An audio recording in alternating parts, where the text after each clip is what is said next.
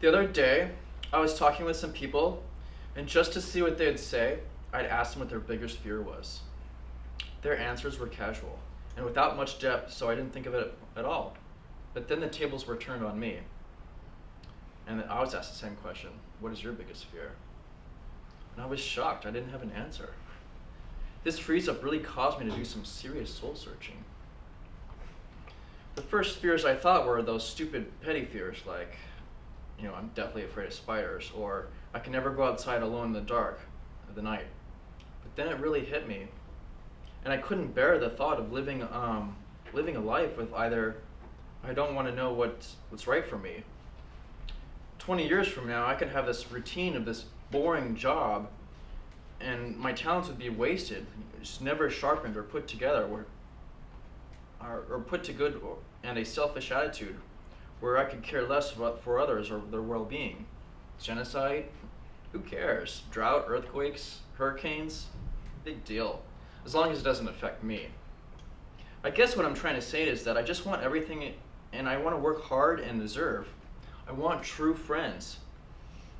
I want to fall in love and continue my schooling and learn everything possible and to never forget those less fortunate than me. My biggest fear is leaving this earth unaccomplished and uncertain as to whether or not I was able to positively affect the lives living around me. And action.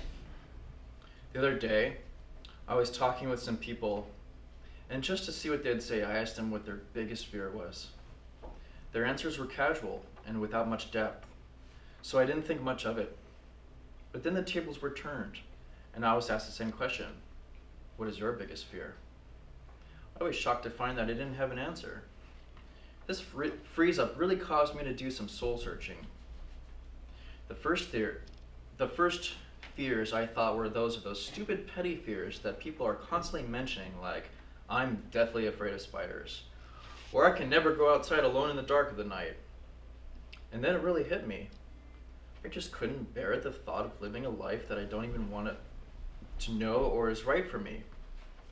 20 years from now, I could have this routine, a boring dead-end job, talents that were wasted, never sharpened or put to good, and a selfish attitude where I can care less for others or their well-being. Genocide?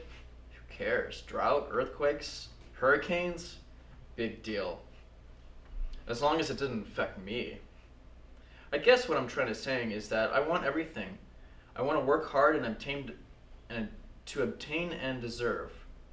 I want true friends, to fall in deep and utter love, to continue my schooling and learn everything possible, and to never forget those unfortunate than me. My biggest fear is leaving this earth unaccomplished and uncertain as to whether or not I was able to positively affect the lives of those living around me. So this is your monologues, right? This is a monologue that we're going to film next week, the one that you chose. Yeah, okay. Am I rolling? Yes. Okay. I doubt I enjoyed it any more than Detective Mills would enjoy time alone with me in a room without windows. Isn't that true? How happy would it make you to hurt me in impunity? You wouldn't, because you know there are consequences, and it is in those eyes of yours. Nothing wrong with a man taking pleasure in his work. I won't deny my own personal desire to turn each sin against the sinner. I only took their sins to logical conclusions. Look at all the people that I killed. An obese man, a disgusting man who can barely stand up. If you saw him on the streets, you would point him out to your friends so they can join you in mocking him. If you saw him while you were eating, you wouldn't be able to finish your meal. After him, I picked a lawyer, and I know you both were secretly thanking me for that one. A man who dedicated his life to making money by lying with every breath he could muster to keep rapists and murderers on the streets.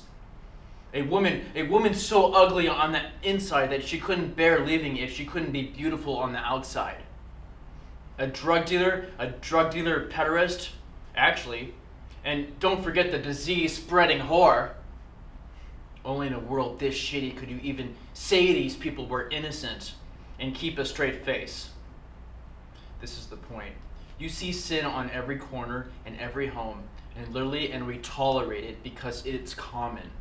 It's trivial, and we tolerate it all day long, morning, noon, and night. Not anymore. I'm setting the example, and it's going to be puzzled and studied and followed from now on. And action. Sometimes you see two groups of people, and the second you see them, you know that a fight of words or a fight of fists is about to break out. I was a witness to one of these incidents recently.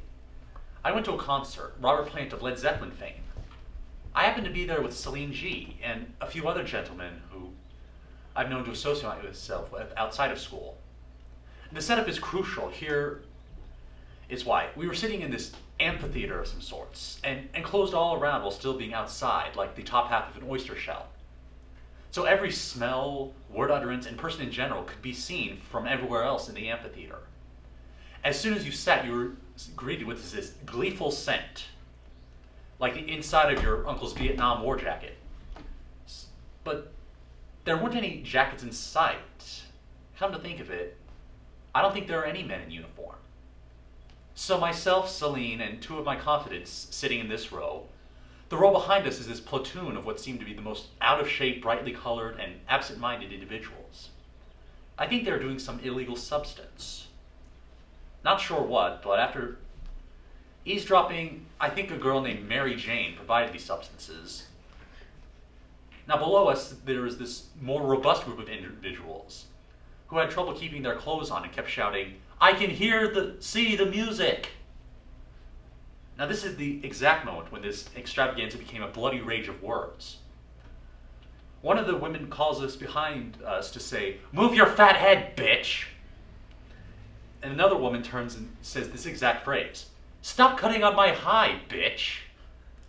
The B word was getting thrown around. Okay. And action. Sometimes you see two groups of people, and you know instantly that either a fight of fists or words is going to break out. I saw one of these recently at a concert, Robert Plant of Led Zeppelin fame. I happened to be there with Celine and a couple other gentlemen that I become known with outside of school. The setup here is crucial, because we were sitting on this bleacher amphitheater of sorts. It was enclosed all inside while still being outside, like the inside of an oyster shell. So every smell, word, and person in general could be seen from all over the theater.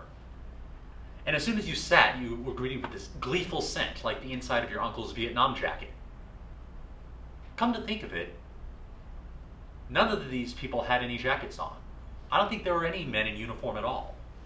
So myself, Celine, and two other of my confidants are sitting in this row. Behind us is this platoon of what seem to be out of shape, brightly colored, and absent-minded individuals. I think they were on some illegal substance. And after eavesdropping, I think this girl, Mary Jane, was providing these substances. And below us was a group of more robust individuals. They had trouble keeping their clothes on, and they kept shouting, "I can see the music!" Now, this is the exact moment when this extravaganza became a bloody rage of words. Behind us, a woman tells me to move your fat head, bitch. And below us, she turns around and says, "Stop cutting my high, bitch." The B word was just getting tossed around, apparently. Thank you. Whenever you're ready. Okay.